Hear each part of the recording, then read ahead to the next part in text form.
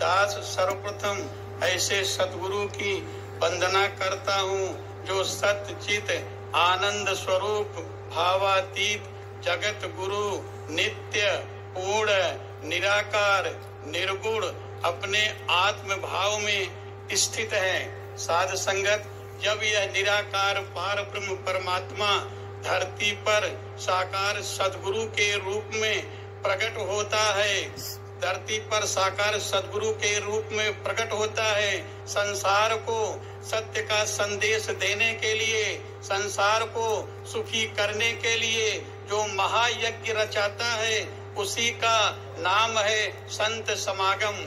आज हम सब जो यह संत समागम का दिव्य नजारा देख रहे हैं, यह हमारे सतगुरु माता जी की कृपा है।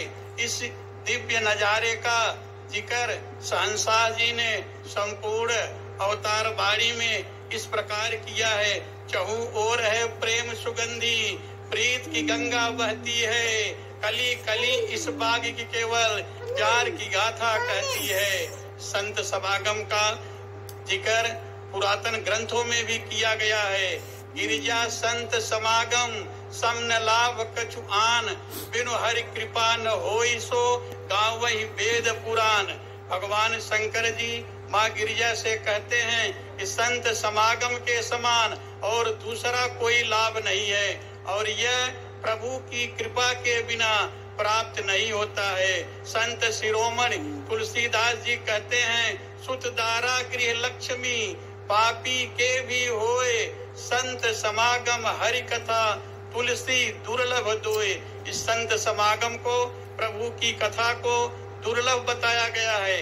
आगे भी लिखा है, संत समागम परम सुख जान अल्प सुख, और मान सरोवर हंस हैं बगुला ठौरे ठौर।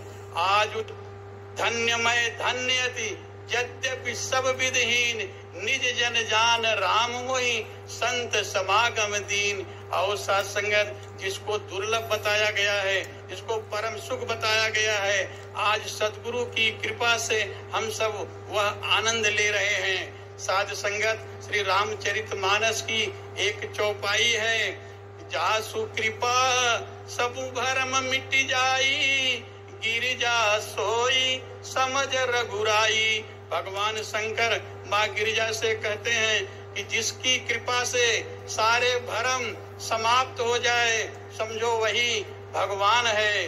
और सत्संगत, भरम है क्या?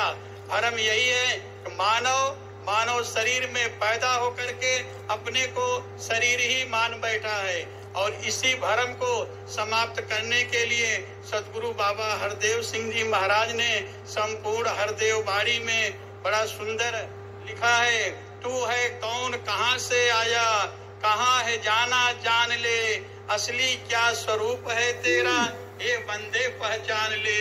ये आंखें ये कान है तेरे, मगर तू आंख कान नहीं, जैसे कि मकान है तेरा, लेकिन तू मकान नहीं। तू नहीं यह तन है प्राणी, तन के भीतर रहता है, कभी नहीं कहता मैं तन हूँ, मेरा तन है कहता है। तन और मन से परे है तू, इस निराकार का अंश है, शुद्ध रूप तू आत्मा है, परम पिता का वंश है। कहे हरदेव गुरु ज्ञान से मूल को पहचानेगा, जिससे बिछुड़ा उससे मिलकर अपने आप को जानेगा। श्री रामचरितमानस में भी लिखा है, ईश्वर अंश जीव अविनाशी, चेतन अमल सहज सुख राशि। जीव ईश्वर का अंश है, अविनाशी, चेतन, निर्मल स्वभाव से सुख की राशि है। आगे भी रामचरितमानस में लिखा है कि मम दर्शन फल परम अनूपा, जीव पाव निज सहज स्वरूपा। भगवान राम जी कहते हैं, मेरे दर्शन का फल ही बड़ा विचित्र है, जीव अपने सहज स्वरूप की प्राप्ति कर लेता है। जीव का सहज स्वरूप क्या है? जीव का सहज स्वरूप ब्रह्म है। ब्रह्म की प्राप्ति, ब्रह्म की समाप्ति। तजो सब भरम भजो पार ब्रह्म, कहे नानक अटल ए धर्म। साध संगत, पुरातन महापुरुषों ने भी समय के सदगुरु की शरण में जाकर इस ब्रह्म ज्ञान की प्राप्ति करके अपना अनुभव का बयान किया है कि तू तू करता तू भया, मुझ में रही न हूँ, सब अधियारा मिट गया, जित देखूं तित तू, हेरत हेरत हे सखी, मैं तो गई हेराए, बूंद समानी समुद्र में, शोकत हेरी जाए। संत कबीरदास जी कहते हैं, अब तो जाई चढ़ो सिंहासन, मिलबो सारंग पानी, राम कबीरा एक हुए हैं, कोई न सके पहचानी। पवित्र अवतार बाणी में भी लिखा है, ज्योति जो निरखे अमर ज्योति को, अमर ज्योति हो जाती है, अवतार बूंद सागर में मिलकर सागर ही कहलाती है।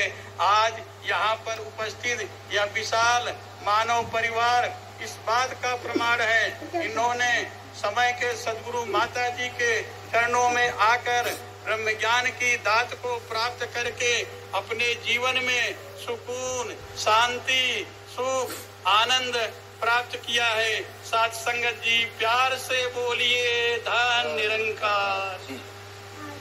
साथ संगत जी, और एक बुजुर्ग महात्मा को अभी हम श्रवण कर रहे थे, महेंद्र यादव जी। साथ संगत जी, ये सारे महात्मा सतगुरु की जो माता जी खूब उनका दर्शन दीजिए। ऐसे मारा था रे चटक चटक। खाजिन आइए बताओ था खाना खाओगे तो आइए। अरे अरे ना